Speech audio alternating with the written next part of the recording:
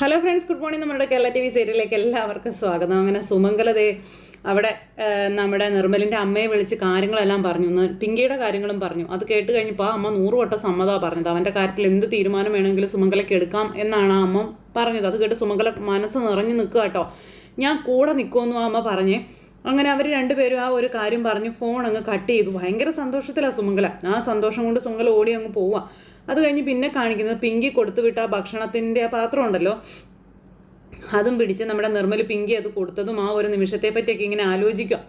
അങ്ങനെ നിർമ്മൽ പതുക്കെ എന്നിട്ട് സന്തോഷത്തോടെ ആ പാത്രം തുറന്ന് നോക്കിയപ്പോൾ അതിനകത്ത് ചോറും കറികളും ഒക്കെ. അപ്പം നല്ല സ്മെല്ലൊക്കെ വരുന്നുണ്ട്. അപ്പോൾ ഈ പാത്രമൊക്കെ എടുത്ത് ഇങ്ങനെ നന്നായിട്ട് ആ ഭക്ഷണം സ്മെല്ല് ചെയ്തിങ്ങനെ ഇരിക്കുന്ന ആ ഒരു സമയത്ത് നമ്മുടെ നിർമ്മലിൻ്റെ അടുത്തേക്ക് ഒരു സാറ് വന്നു. അതായത് നിർമ്മലിൻ്റെ ആ ഒരു സാറ്. അപ്പോൾ ആ സാറ് വന്നു കഴിഞ്ഞപ്പോഴത്തേക്ക് നിർമ്മൽ എഴുന്നേറ്റ്, വേണ്ട വേണ്ട, ആഹാരത്തിൻ്റെ മുന്നിൽ നിന്ന് ആരെ കണ്ടാലും എഴുന്നേക്കാൻ പാടില്ല, രാജാവിനേക്കാളും ബഹുമാനിക്കേണ്ടത് അന്നത്തെയാണെന്നാണ് അർത്ഥം, മനസ്സിലായോ എന്നൊക്കെ ഇങ്ങനെ ചോദിക്കുവാണ് ആ ചേട്ടൻ. അല്ല, താനെന്താ ഭക്ഷണം വീട്ടിൽ നിന്നാക്കിയോ എന്ന് ചോദിക്കുമ്പം അതൊരു ഒരാൾ തന്നു വിട്ടതാണെന്ന് പറഞ്ഞപ്പോൾ മനസ്സിലായി, ആരാ കക്ഷിയെന്ന് ചോദിച്ചു നമ്മുടെ സാറേ. അപ്പോൾ ഇങ്ങനെ ചിരിക്കുക. പറയടോ, എന്നോട് പറയാൻ പാടില്ലേടോ എന്ന് ചോദിച്ചു. അപ്പോൾ നമ്മുടെ നിർമ്മൽ കാര്യങ്ങളൊക്കെ പറയുവാണ് സാറിനോട്. അതൊക്കെ കേട്ട് സാറും ഇങ്ങനെ ഹാപ്പി ആയിട്ട് അവിടെ അങ്ങനെ ഇരിക്കുക. ഭയങ്കര സന്തോഷത്തിൽ നമ്മുടെ നിർമ്മൽ.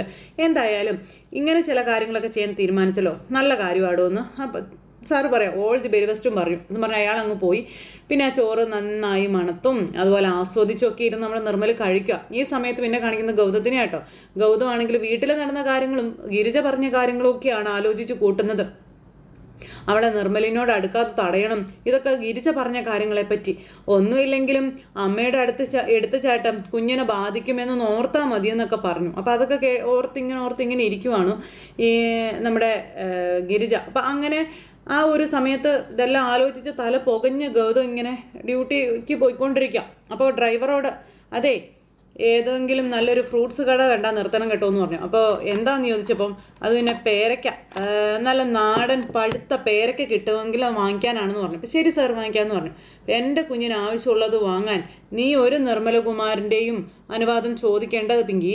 അതിനൊക്കെ ഈ ഗൗതം ഉണ്ടെന്ന് ഗൗതം ചിന്തിക്കുക. ഗൗതം ഈ രീതിയിൽ ചിന്തിക്കുന്നു, അവിടെ ആ രീതിയിൽ ചിന്തിക്കുന്നു. പറഞ്ഞു തീരുന്നതിന് മുമ്പ് പിങ്കി പറഞ്ഞതുപോലെ തന്നെ നമ്മുടെ ഗൗതം പേരൊക്കെയായിട്ട് പിങ്കിയുടെ അടുത്തേക്ക് ചെല്ലി. ഇത് നമ്മുടെ എന്താ കാണുക. അപ്പോൾ ഗൗതം സാർ അതെ ഇപ്പോൾ ഈ സമയത്ത് പിങ്കിക്കരികിലേക്ക് പോകുന്നതെന്ന് ഓർത്ത് പിന്നാലെ ചെല്ലുക. അപ്പം നന്ദ ഇതെന്താ സംഭവം എന്നറിയാൻ വേണ്ടി. അപ്പോൾ പിങ്കിക്കരികിലേക്ക് ചെന്ന്, എന്താ ഗൗതം ഈ നേരത്തെന്ന് ചോദിച്ചു. അതെന്താ ഈ നേരത്തെ എനിക്ക് വന്നുകൂടെ എന്ന് ഗൗതം ചോദിച്ചപ്പോൾ, ഈ നേരത്തെ ഗൗതം വരവ് പതിവില്ലാത്തതാണല്ലോ, അതുകൊണ്ട് ചോദിച്ചതാ. എന്താ ഞാൻ വന്നത് ഇഷ്ടപ്പെട്ടില്ലെന്ന് ചോദിച്ചു. അപ്പോൾ അങ്ങനെയൊന്നും ഞാൻ പറഞ്ഞില്ല, എന്തെങ്കിലും കാര്യമില്ലാതെ ഗൗതം ഇങ്ങോട്ടേക്ക് വരില്ലെന്ന് എനിക്ക് അറിയാമെന്ന് പറഞ്ഞു. അപ്പോൾ നന്ദ ഇതൊക്കെ കാണുകയും കേൾക്കുകയും ചെയ്യാണ്. കാര്യമൊക്കെ ഉണ്ടായിട്ട് തന്നെയാണ് വന്നത്. ഈ കവർ വാങ്ങിച്ചോളാൻ പറഞ്ഞത് കൊടുത്തു. അപ്പോൾ എന്താ ഈ കവറിൽ? അത് പിന്നെ ഈ കവറിൽ എന്താണെന്ന് വാങ്ങിച്ചിട്ട് നോക്കാൻ പറഞ്ഞു. അപ്പം അങ്ങനെയല്ലല്ലോ വേണ്ടത്. നമ്മുടെ കയ്യിൽ ഒരു കവർ തരുമ്പോൾ കവറിൽ എന്താണെന്ന് പറയാനൊരു മര്യാദ കാണിക്കണം, എങ്കിലേ അത് സ്വീകരിക്കേണ്ടതോ നിഷേധിക്കേണ്ടതോ എന്ന് അറിയാൻ പറ്റൂ. ഇത് കുറച്ച് പേരൊക്കെയാണെന്ന് നമ്മുടെ ഗൗതം എന്തായാലും പറഞ്ഞു. നന്ദ അന്തം വിട്ട് കേട്ട് നിൽക്കുക കേട്ടോ. പേരയ്ക്കോ? എന്തിനാ അപ്പം അത്?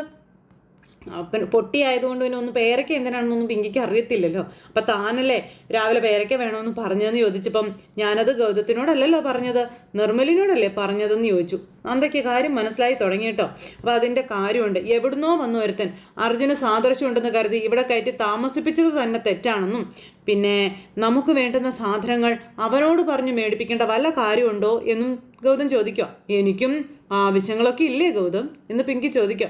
നിങ്ങൾക്കൊക്കെ എന്ത് ആവശ്യമുണ്ടെങ്കിലും എന്നോടത് പറയാമല്ലോ, അല്ലെങ്കിൽ അരുണിനോട് പറഞ്ഞാൽ അത് സാധിച്ചു കിട്ടത്തില്ലേ എന്ന് ഗൗതം ചോദിക്കുക. അപ്പോൾ ഹേയ് അതൊന്നും ശരിയാവത്തില്ലെന്ന് പിങ്കി. നന്ദയ്ക്കാണെങ്കിൽ ദേഷ്യം വരാൻ തുടങ്ങി. ഗൗതത്തിന് അതൊക്കെ വലിയ ബുദ്ധിമുട്ടാകുമെന്ന് പറയുമ്പോൾ എനിക്കെന്താ ബുദ്ധിമുട്ട് പിങ്കി? ഈ അവസ്ഥയിൽ പിങ്കിക്ക് എന്ത് ആവശ്യമുണ്ടെങ്കിലും എന്നോട് പറഞ്ഞാൽ മതിയെന്ന് ഗൗതം പിങ്കിയോട് പറയുന്നു. അപ്പോഴേക്കും മോളെ എന്ന് പറഞ്ഞ് ഗിരിജ എവിടുന്നോ പറന്ന് വരുക. മോളെ, ഈ പേരയ്ക്കൊക്കെ എന്ത് സ്വാദാണെന്നറിയോ? അത് അറിഞ്ഞു മനസ്സിലാക്കിയ നിർമ്മൽ മോൻ ഇത് വാങ്ങിച്ചുകൊണ്ട് വന്നിരിക്കുന്നത്. കണ്ട പറയോ ഇത്രയും അനുസരണശീലമുള്ള ഒരാളാണെന്ന്? പിങ്കി മോള് പറഞ്ഞ അനുസരിക്കാതിരിക്കാൻ പറ്റുമോ അവന് എന്നൊക്കെ ചോദിച്ചുകൊണ്ട് ഗിരിജ ഗൗതത്തിൻ്റെ മുന്നിൽ വെച്ച് ഇങ്ങനെ ആളാവുക. ഇതൊക്കെ കണ്ട് നന്ദയ്ക്ക് കലി വരുക കേട്ടോ. ഒരുമാതിരി കോമാളിയെപ്പോലെ ഗൗതത്തിനെയും അതുപോലെ നിർമ്മലിനെയും അങ്ങോട്ടും ഇങ്ങോട്ടും ഇവളുമാരിട്ട് തട്ടിക്കളിക്കുന്നത് കണ്ടിട്ട്. അപ്പം നിർമ്മൽ കൊണ്ടു കൊടുത്ത പേരയ്ക്ക പിങ്കി ഇരുന്ന് കഴിക്കാം. അപ്പോൾ ഗൗതത്തിന് വേണോ എന്ന് ചോദിച്ചപ്പോൾ വേണ്ടാന്ന് പറഞ്ഞു. ഞാൻ രാവിലെ പറഞ്ഞത് ഗൗതം ഇപ്പോഴല്ലേ കൊണ്ടുവന്നത്. നിർമ്മല് ഞാനത് പറഞ്ഞു 1 മണിക്കൂർ കഴിഞ്ഞപ്പോൾ തന്നെ കൊണ്ടു തന്നു എന്ന് പിങ്കി വലിയതായിട്ട് ഇങ്ങനെ പറയുക. ഇതൊക്കെ കണ്ടിട്ട് നന്ദയ്ക്ക് രക്തം തിളച്ചു തുടങ്ങി. അപ്പോൾ ഇതെന്താ കവറിലെന്ന് ചോദിച്ചു ഗിരിജ. ഞാൻ കുറച്ച് പേരയ്ക്ക വാങ്ങിച്ചതായിരുന്നു, പിങ്കിക്ക് വേണ്ടിയിട്ടാണ് എന്ന് പറഞ്ഞു. അപ്പോൾ ഗിരിജയ്ക്ക് മനസ്സിലായി സംഭവം ഏറ്റുന്ന. കേട്ട മോളെ, നീ വെറുതെ ആരോടോ പറയുന്നത് കേട്ട് ഗൗതം പേരയ്ക്ക വാങ്ങിച്ചു കൊണ്ടുവന്നിരിക്കുന്നു. ഇതാട്ടോ മോളെ സ്നേഹം. നിർമ്മലും കൊണ്ടുവന്ന് ഇഷ്ടം പോലെ തന്നല്ലോ, ഇനി എന്തിനാ വേറൊരു സെറ്റ് പേരയ്ക്ക എന്ന് നിർമ്മലിനെ ഉപമിച്ചുകൊണ്ട് സംസാരിക്കുന്നു നമ്മുടെ പിങ്കി. ഗിരിജ ഇതൊക്കെ കേട്ട് ചിരിച്ചുകൊണ്ടിരിക്കാം. ഇതിവിടെ ഇരിക്കട്ടെ, ഞാൻ പോവാണെന്ന് പറഞ്ഞ് നമ്മുടെ ഗൗതം അവിടെ നിന്ന് അങ്ങ് പോയി. ഗൗതം അവിടെ നിന്ന് പോയി കഴിഞ്ഞപ്പോഴത്തേക്ക് നന്ദ പെട്ടെന്ന് ബാക്കോട്ട് മാറുക. വേറെ ഒന്നുമല്ല, കാണരുതല്ലോ. ഈ സമയത്ത് ഗൗതത്തിനത് വിഷമം എന്ന് തോന്നണമെന്ന് പിങ്കി പറയുമ്പോൾ, എന്ത് വിഷമം നിനക്ക്?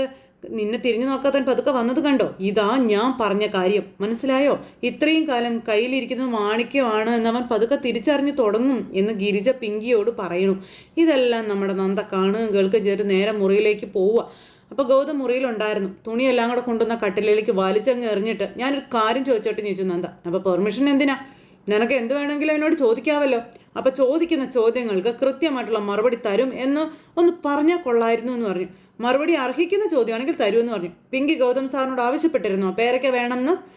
പിങ്കി വേണമെന്ന് പറഞ്ഞിരുന്നു. അത് ഞാൻ കൂടി കേട്ടെന്ന് എൻ്റെ വിശ്വാസം. ഞാൻ കേട്ടത് അവൾ നിർമ്മലിനോട് ചോദിക്കുന്നതാണെന്ന് പറഞ്ഞു നന്ദ. അതിനിപ്പോൾ ഇവിടെ എന്താ നന്ദ? ഗൗതം സാർ എന്തിനാ പിങ്കി നിർമ്മലിനോട് ചോദിച്ച കാര്യം സാധിച്ചു കൊടുക്കാനായിട്ട് എഫേർട്ട് എടുത്തതെന്ന് ചോദിച്ചപ്പം, എന്ത് എഫേർട്ട്? ഒരു ഫ്രൂട്ട് സ്റ്റോളിൽ കയറി പണം കൊടുത്തു അത് വാങ്ങിച്ചു, അതിനെന്താ എഫേർട്ട് ഇരിക്കുന്നത്? തൻ്റെ പറച്ചിലേട്ടാ തോന്നുമല്ലോ ഞാൻ ഇല്ലാത്ത പഴമാണ് കൊണ്ടുവന്നതെന്ന്. ഔചിത്യ ബോധം എന്നൊരു വാക്കുണ്ട്, അത് സാർ കേട്ടിട്ടുണ്ടോ എന്ന് ചോദിച്ചു. കേട്ടിരിക്കാനേ വഴിയൊന്നുമില്ല. അപ്പോൾ അതേ Nanda, mind your words, mind your business എന്ന് എനിക്ക് തിരിച്ചു പറയേണ്ടി വരും ഗൗതം സാറിന് നമ്മുടെ നന്ദ ഗൗതത്തിനോട് നേരം പറയാം. അയാൾക്കടെ അഹങ്കാരം കുറച്ച് തീർത്ത് കൊടുത്തില്ലെങ്കിൽ ഒരു രക്ഷയില്ലല്ലോ. പിങ്കി നിർമ്മലിനോട് ആവശ്യപ്പെട്ട കാര്യം വലിഞ്ഞു കയറി ചെയ്തു കൊടുക്കേണ്ട കാര്യം സാറിനില്ല എന്നൊക്കെ പറയുമ്പോൾ, ഞാൻ എന്തെങ്കിലും ചെയ്താലും ഇല്ലെങ്കിലോ നിന്നെ ബാധിക്കുന്ന കാര്യമല്ലല്ലോ നന്ദ. എൻ്റെ ഭർത്താവാണ് അവളുടെയും ആ സ്ത്രീയുടെയും മുന്നിൽ നാണം കിടുന്നത്. അത് എന്നെ ബാധിക്കുന്ന കാര്യം തന്നെയാണ് സാർ എന്ന് നമ്മുടെ നന്ദ പറയുമ്പോൾ, ഞാൻ ആ ഫ്രൂട്ട്സ് വാങ്ങിച്ചതേ പിങ്കിയെയോ അല്ലെങ്കിൽ അവളുടെ ചിറ്റയെയോ ഇമ്പ്രസ് ചെയ്യിക്കാനല്ല. നമ്മുടെ കുഞ്ഞാണ് അവളുടെ വയറ്റിൽ കിടക്കുന്നത്. ഞാൻ എന്തെങ്കിലും വാങ്ങിയാലും കൊടുത്താലും അത് എൻ്റെ കുഞ്ഞിന് വേണ്ടിയാണെന്ന് പറഞ്ഞപ്പോൾ, നിർമ്മൽ വാങ്ങിച്ചു കൊടുത്താലും അത് അങ്ങനെ തന്നെയാണെന്ന് നന്ദ നേരം പറഞ്ഞു. വയറ്റിൽ കിടക്കുന്ന കുഞ്ഞ് ഫ്രൂട്ട്സ് വാങ്ങിച്ചു കൊടുത്ത ആളുടെ പേരോ അഡ്രസ്സോ ഒന്നും നോട്ട് ചെയ്യാൻ പോണില്ല എന്ന് നന്ദ പറഞ്ഞു. അത് നോട്ട് ചെയ്യുന്നതും പരിഹസിക്കുന്നതും പുറമെയുള്ള മനുഷ്യരാണെന്നും പറഞ്ഞു. മനസ്സിലായില്ല സാർ, അവർക്കിടയിൽ കയറി നിൽക്കേണ്ടി വരുമെന്ന് പറഞ്ഞപ്പോൾ, ആർക്കിടയിൽ? മനസ്സിലാവാത്തതോ മനസ്സിലായില്ലെന്ന് നടിക്കുന്നതോ? നന്ദ വളച്ചു കേട്ട കാര്യം പറയാൻ പറഞ്ഞു. ഞാൻ ആർക്കിടയിൽ കയറി നിന്നെന്ന് നീ പറയുന്നേ? അപ്പോൾ പിങ്കിക്കും നിർമ്മലിനും ഇടയിലാണെന്ന് നമ്മുടെ നന്ദ അങ്ങ് പറഞ്ഞു. മാരേജ് പ്രപ്പോസലിനെ പറ്റി പറഞ്ഞപ്പോഴേ സാറിൻ്റെ ഭാഗത്തു നിന്ന് ആവശ്യമില്ലാത്ത എതിർപ്പും കാര്യങ്ങളും ഒക്കെ ഉണ്ടായി. അതിനെ മറ്റുള്ളവർ വ്യാഖ്യാനിച്ചെടുക്കുന്നത് എങ്ങനെയായിരിക്കും എന്ന് അറിയാഞ്ഞിട്ടൊന്നും അല്ലല്ലോ സാർ ഇതൊക്കെ ചെയ്യുന്നത്. അപ്പോൾ മറ്റുള്ളവരുടെ ദുർവ്യാഖ്യാനങ്ങൾക്കോ സംശയങ്ങൾക്കോ മറുപടി കൊടുക്കലല്ല എൻ്റെ ഡ്യൂട്ടി എന്ന് പറഞ്ഞുകൊണ്ട് ഗൗതം നേരം പറയാം. പിന്നെ നിന്റെ മനസ്സിൽ എന്തെങ്കിലും വിഷം കിടപ്പുണ്ടെങ്കിൽ അത് മറ്റുള്ളവരുടേതാണെന്നുള്ള രീതിയിൽ എൻ്റെ നേർക്ക് ചീറ്റാൻ ശ്രമിക്കരുതെന്ന് പറഞ്ഞു. അങ്ങനെ നന്ദയുടെ മുന്നിൽ നിന്ന് സംസാരിക്കും. നാടകത്തിനൊന്നും മറുപടി പറയേണ്ട കാര്യം എനിക്കില്ലെന്ന് പറഞ്ഞ് ഇങ്ങനെ പറയുമ്പോൾ നമ്മുടെ ഗൗതത്തിനെ ശരിക്കും പൊളിച്ചടുക്കുവാണ് നമ്മുടെ നന്ദ. അപ്പോഴേക്കും ഗൗതത്തിനത് ഇഷ്ടപ്പെട്ടില്ല. ഗൗതം അത് നിർത്താൻ പറഞ്ഞു. ഞാൻ ചെയ്യുന്നതിന് എൻ്റേതായ ന്യായങ്ങളുണ്ട്. ഒരു കാര്യം തന്നെ എനിക്ക് മനസ്സിലായി, ഈ ലോകത്ത് എന്നെ ഏറ്റവും നന്നായി മനസ്സിലാക്കുന്നത് എൻ്റെ ഭാര്യ ആയിരുന്നു എന്ന് തന്നെയാണ് എൻ്റെ വിശ്വാസം. അത് തെറ്റിപ്പോയെന്ന് പറഞ്ഞുകൊണ്ട് ഇങ്ങനെ നിൽക്കുവാണ് ഗൗതം. നന്ദ അതിനൊന്നും മിണ്ടിയില്ല കേട്ടോ. നീ എത്ര ജന്മം എടുത്താലും എന്നെ മനസ്സിലാക്കാനേ നിനക്ക് കഴിയില്ലെന്ന് നന്ദയോട് ഗൗതം പറയണു. കഷ്ടം എന്നും പറഞ്ഞുകൊണ്ട് ഗൗതം അവിടെ നിന്ന് പോകുന്നു. നന്ദ ഇങ്ങനെ അവിടെ നിൽക്കുന്നു. നന്ദ ഇപ്പോൾ ചെകുത്താനും കടലിന് നടുവിലായെന്ന് തന്നെ പറയാം. ഇതെല്ലാം കഴിഞ്ഞതിന് ശേഷം പിന്നെ അവിടെ ഇരുന്ന് ഒറ്റയ്ക്ക് ക്യാരംസ് ബോർഡ് കളിച്ചുകൊണ്ടിരിക്കുക നമ്മുടെ നിർമ്മല. അപ്പോഴാണ് പിങ്കിയെയും കൂട്ടി ചിറ്റ അങ്ങോട്ടേക്ക് വരുന്നത്. കണ്ടോ, അവനവിടെ ഒറ്റയ്ക്ക് ഇരുന്ന് കളിക്കുമോ, നീയും ചെല്ലാൻ പറഞ്ഞു. നിർമ്മല തനിയിരുന്ന് ക്യാരംസ് കളിക്കുമോ, നീ അവനെ കൂടെ കളിക്കാൻ പറഞ്ഞു.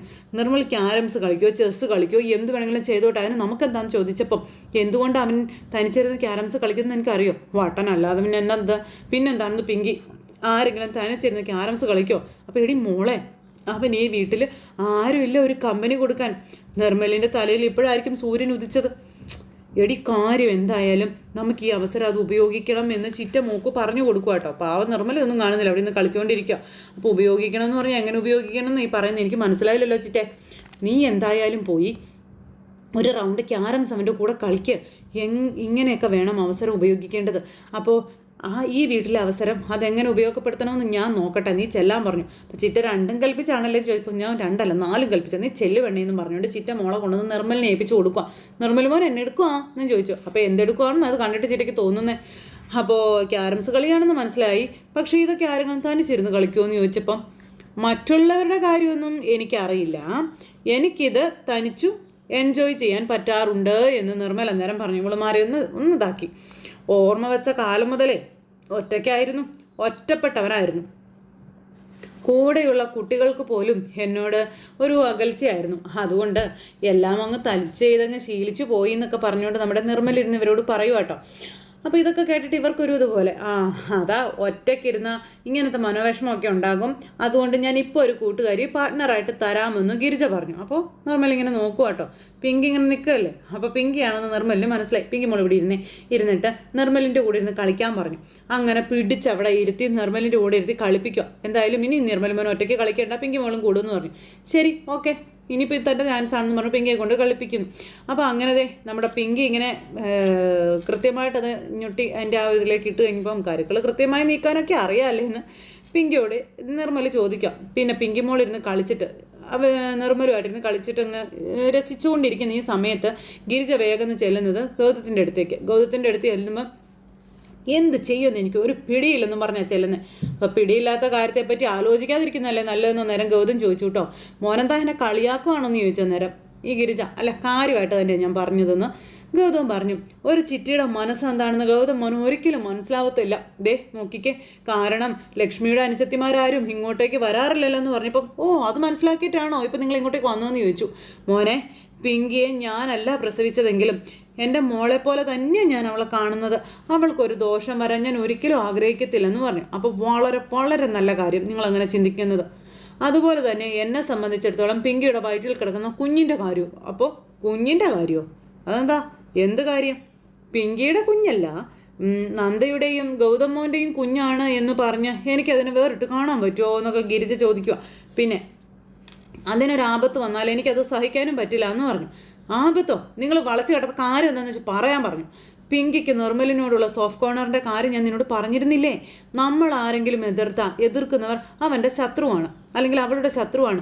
എനിക്കതുകൊണ്ട് സപ്പോർട്ട് ചെയ്ത് നിൽക്കാൻ മാത്രമേ കഴിയത്തുള്ളൂ എന്നും പറഞ്ഞുകൊണ്ട് ഗിരിജ ഇങ്ങനെ പറഞ്ഞു കൊടുക്കുക കേട്ടോ. പക്ഷേ ഇതെന്തായാലും കുറച്ച് കടന്ന കൈയായി പോയി എന്നൊക്കെ പറഞ്ഞ് ഇങ്ങനെ വലിയ ഡയലോഗുകൾ ഇറക്കുന്നു. ഈ റെസ്റ്റ് എടുത്തിരുന്ന് നിർമ്മലിനെ കുത്തിപ്പൊക്കൊണ്ട് ക്യാരംസ് കളിക്കാമെന്ന് പറഞ്ഞു. അതാണ് അപ്പം അത്ര വലിയ കാര്യം.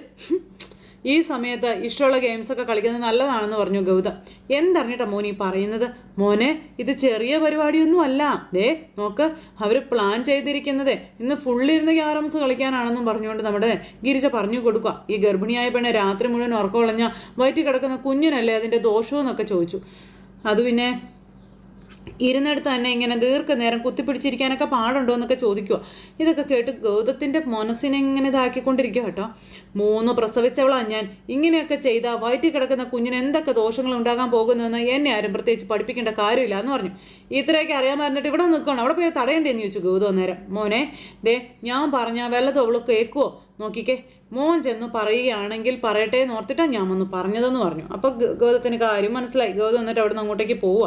ഗൗതം അങ്ങ് പോയി കഴിഞ്ഞപ്പോൾ ഇന്ന് എന്തെങ്കിലുമൊക്കെ നടക്കും എന്നും പറഞ്ഞുകൊണ്ട് ഗിരിജ അവിടെ നിൽക്കുക കേട്ടോ. അത് കഴിഞ്ഞ് ഗൗതം നേരെ ചെന്ന് നോക്കുമ്പോൾ കാണുന്നത് ഇവർ രണ്ടുപേരും കൂടെ ക്യാരംസ് കളിക്കുന്നതാണ്. പിങ്കിയും അതുപോലെ തന്നെ നിർമ്മലും കൂടി. ഗൗതം അവിടെ ചെന്ന് നിന്നിങ്ങനെ ആലോചിക്കുക ഒരു നിമിഷം, പറയണോ വേണ്ടോ എന്നുള്ളത്. പിങ്കിയുടെ മുഖത്തെ സന്തോഷം എന്ന് പറഞ്ഞാൽ ഭയങ്കര സന്തോഷമാണ്. നമ്മുടെ ഗൗതം എന്നിട്ട് അവിടെ നിന്നൊന്നും മിണ്ടാതെ അങ്ങോട്ടേക്ക് പോയി. ഗൗതം വരുമെന്നുള്ള അവരുടെ പ്രതീക്ഷ തെറ്റിപ്പോയി. അങ്ങനെ ഇവർ നന്നായിട്ട് കേൾക്കുമ്പോൾ പരാതിയാണോ എന്ന് സംശയിച്ച് പോകാം എന്ന് നിർമ്മൽ പറഞ്ഞപ്പോൾ എന്നോടാണോ പരാതി എന്ന് ചോദിച്ചു. അപ്പോൾ ഈശ്വരനോടാണ് എന്നിങ്ങനെ നമ്മുടെ നിർമ്മൽ പറയാം. ഞാൻ പലപ്പോഴും ചോദിച്ചിട്ടുണ്ട്, എന്നെ മാത്രം എന്താ ഇങ്ങനെ ഇരുട്ടിൽ ജീവിക്കാൻ വിട്ടത് എന്ന്. മറ്റെല്ലാവർക്കും സന്തോഷം, എല്ലായിടത്തും വെളിച്ചം. പിന്നീടാണ് എനിക്കതിനെപ്പറ്റി മനസ്സിലായത്, എന്നും വെളിച്ചത്ത് നിൽക്കുന്നവർക്കേ അതിൻ്റെ വില എന്താണെന്ന് മനസ്സിലാവില്ല എന്ന്. കൃത്യമായിട്ടും പറഞ്ഞാലേ ഇവിടെ വന്നു കഴിഞ്ഞപ്പോഴാണ് ഞാനെല്ലാം മനസ്സിലാക്കിയത്. അപ്പോൾ അതെന്താ ഇവിടെ വന്നു കഴിഞ്ഞപ്പോഴല്ലേ ഞാൻ ആദ്യമായിട്ടൊരു വെളിച്ചം കണ്ടതെന്ന് നിർമ്മൽ ഇങ്ങനെ ചോദിക്കുക. പിങ്കിയെ കണ്ടത്. അപ്പോൾ പിങ്കി ഇങ്ങനെ അന്തം വിട്ട് നിർമ്മലിനെ നോക്കുക കേട്ടോ. മുമ്പേ അത്ര സ്നേഹ വെളിച്ചങ്ങളൊന്നും ശീലിച്ചിട്ടില്ലാത്തത് കൊണ്ട് പിങ്കിയെ എനിക്ക് കൂടുതലും മനസ്സിലാകുമായിരുന്നു എന്ന് നിർമ്മൽ പറയുക. കുറച്ച് കൂടുതൽ റിലേറ്റ് ചെയ്യാനും പറ്റിയെന്ന് പറഞ്ഞു. പിങ്കി തന്നുവിട്ട ആ ചോറ് പൊതിയെ അത് അത് ഞാനേ അത് ഞാൻ തനിച്ചല്ല എന്നെ ഓർമ്മിപ്പിച്ചു എന്ന് പറഞ്ഞു. ഇതിനു മുൻപ് എൻ്റെ അമ്മയായിരുന്നു എനിക്കിങ്ങനെ പൊതിയൊക്കെ തന്നു വിട്ടിട്ടുണ്ടായിരുന്നു എന്നൊക്കെ പറഞ്ഞുകൊണ്ട് ഇങ്ങനെ നിർമ്മലെല്ലാം മനസ്സ് തുറന്ന് സംസാരിക്കുക പിങ്കിയുടെ മുന്നിൽ. അപ്പോൾ പിങ്കിയുടെ കയ്യിൽ നിന്ന് പോകുന്ന പിങ്കിക്ക് മനസ്സിലായി. അപ്പം ഞാൻ പറയുന്നൊന്നും പിങ്കി കേൾക്കുന്നില്ലെന്ന് ചോദിച്ചപ്പം ഉണ്ട്. എന്നിട്ടൊന്നും റിയാക്ട് ചെയ്യുന്നില്ലല്ലോ. നാളെ ഞാനൊരു ക്ഷേത്രത്തിൽ പോകുന്നുണ്ടെന്നും പിന്നെ നിർമ്മലിന് വേണ്ടി കൂടി പ്രാർത്ഥിക്കാം, അത് പോരേന്ന് ചോദിച്ചു. അത് കേട്ട് കഴിഞ്ഞപ്പോൾ ചിരിച്ചുകൊണ്ട് ഇങ്ങനെ നിൽക്കുക നമ്മുടെ നിർമ്മൽ പാവം. ഗൗതം ഏതായാലും പോയിട്ട് തിരിച്ച് വീണ്ടും വന്നു ഇവരുടെ കളി കണ്ടുകൊണ്ട് അങ്ങ് വന്നു. അപ്പോൾ ഇവർ ഭയങ്കര കളിയും കളിച്ച് ഹാപ്പി ആയിട്ട് അങ്ങനെ ഇരിക്കുക. ഈ സമയത്ത് നമ്മുടെ ഗൗതം ദേഷ്യപ്പെട്ട് ഇവരുടെ അടുത്തേക്ക് വരുന്നു. ഗിരിജ ഇത് കണ്ടുകൊണ്ട് ഇങ്ങനെ നിൽക്കുന്നു. എന്തെങ്കിലുമൊക്കെ സംഭവിക്കും എന്നുള്ള പ്രതീക്ഷയിൽ അവരങ്ങനെ നിൽക്കുന്നിടത്ത് ഇന്നത്തെ കഥ അവസാനിച്ചിട്ടുണ്ട്. അപ്പോൾ എല്ലാവരും കാത്തിരുന്ന് കാണണം കേട്ടോ. എല്ലാവർക്കും നല്ലൊരു ദിവസം ആശംസിക്കുകയാണെങ്കിൽ നന്ദി.